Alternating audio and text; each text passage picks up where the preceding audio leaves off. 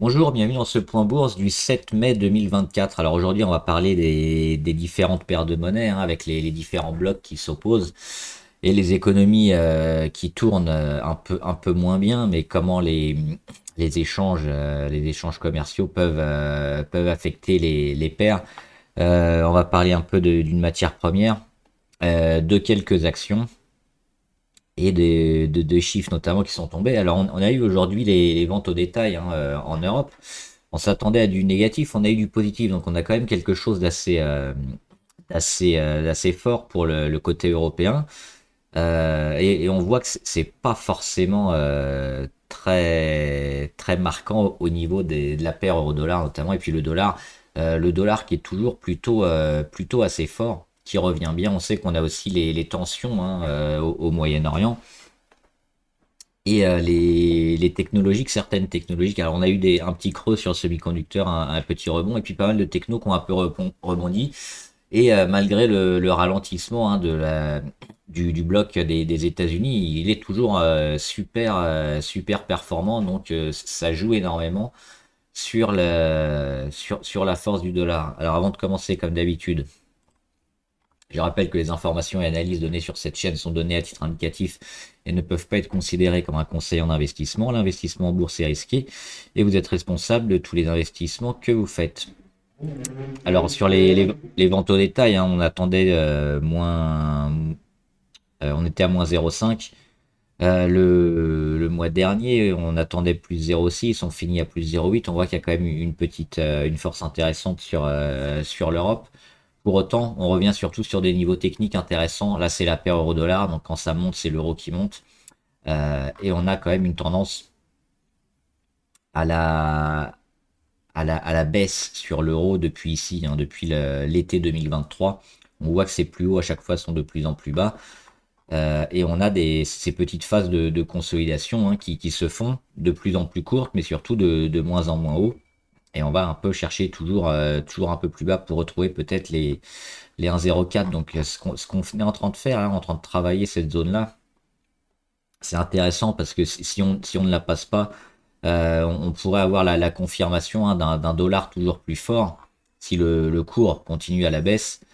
Euh, et ça se retrouve aussi sur pas mal d'autres monnaies. On le voit ici, dollar contre le yen notamment, il est positif, contre la Chine également. Donc il est en train de reprendre un peu des couleurs. Et c'est, je pense, quelque chose à suivre toute cette semaine pour avoir la confirmation d'une économie toujours un peu supérieure aux autres. On a également, je voulais voir ça, c'était l'euro contre la livre. On avait déjà joué un petit rebond court terme pour quand on était sorti ici, mi-avril. Donc qu'est-ce qu'on a fait sur l'euro-livre, on est sorti, on a fait un premier échec, on revient ici et puis on voit toujours cette phase. C'est comme sur les actions, c'est exactement la même chose. Ces rachats qui se font de plus en plus haut. Et derrière, on a la deuxième vague, on a le faux départ, et puis ici on a la deuxième vague. Donc il y a quelques jours, pareil, je suis rentré sur l'euro pour avoir une monnaie plus forte que la monnaie britannique. Donc le but, c'est d'accompagner toujours la, la montée de l'euro face à la livre pour aller chercher cette zone-là sur les 0,86 et voir comment elle se comporte après. Donc on montera probablement les stops demain. Et on verra si cette fois on est capable de casser et de continuer. Sur l'euro-dollar, c'est un peu trop tôt pour peut-être jouer le dollar, mais on va voir toute cette semaine probablement peut-être la confirmation d'une baisse de l'euro. On va regarder aussi les indices avant la matière première.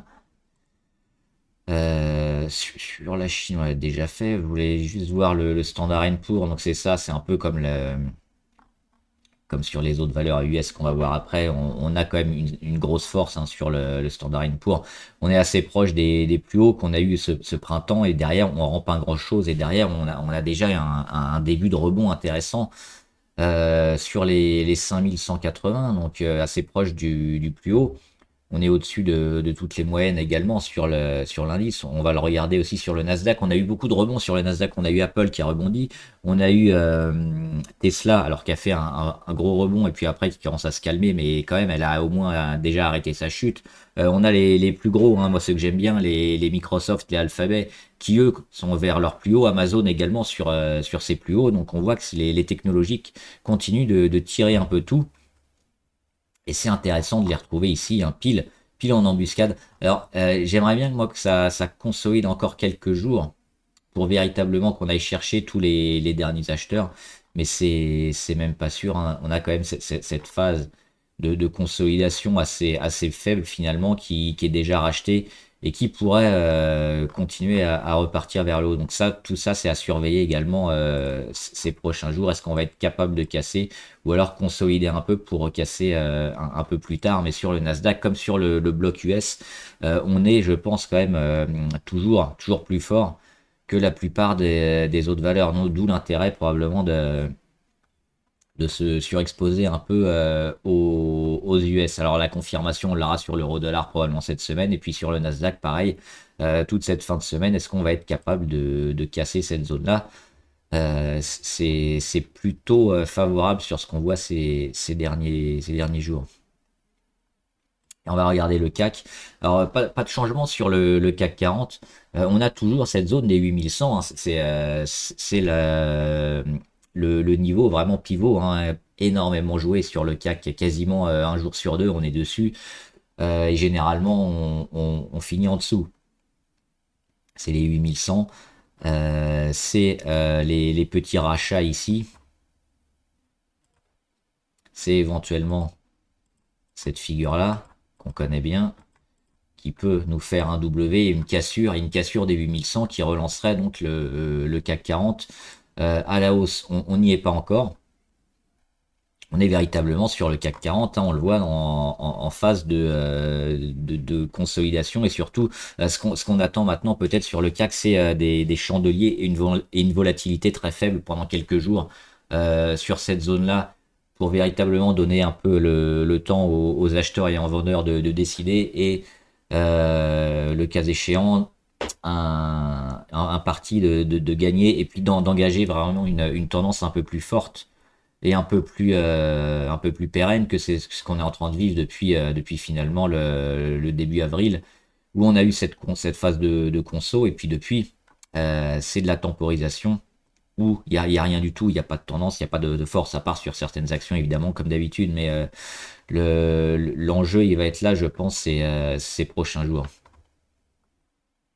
Et on va regarder matière première. Donc alors j'en ai déjà parlé, hein, mais c'est une qui confirme. C'est le platine. On en avait parlé quand elle était venue casser ici autour du 10 avril. Elle a fait un faux départ, mais un peu comme ce qu'on a vu sur la paire euro-livre sterling. C'est la même chose. C'est le faux départ. On casse quand même un niveau et on signale probablement un futur retournement. D'autant que sur le platine, on sait qu'on a toujours et sur les matières premières,